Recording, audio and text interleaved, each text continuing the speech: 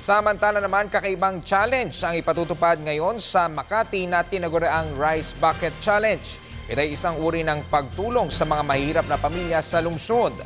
5,000 pamilya ang inaasahang makikinabang dito bawat taon. Ang ulat mula kay Noel Perfecto. Matapos na mainggan yung kakaibang tulong na ipinamalas ng Ice Bucket Challenge sa ibang bansa para sa mga may kakaibang malubhang karamdaman, pinangunahan mismo ng pilantropong doktor ang isang socially relevant version ng nasabing paghamon na tumulong sa mga nangangailangan.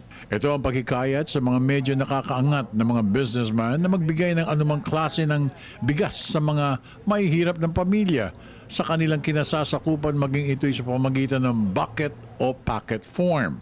Nang makapanayam ng PTV4 si Dr. Henry Lim Bon Leong, sinabi nitong hindi siya magsasawa na tumulong sa mga mahihirap sa Makati. Kasi September 4 was my birthday, no? So when I was doing my corporate planning speech, I was telling my people, sabi ko nakikita ko sa India, kasi sabi ng India, very scarce ang tubig nila dyan, ano? So, and there are a lot of poor people.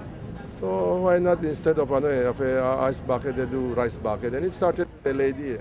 5,000 mga pamilya na nasa poverty line ang target na mabayayaan ng kampanyang Rice Bucket Challenge ni Dr. Leong bilang pagtulong na rin sa kalusugan ng mga kababayan natin nagdarahop.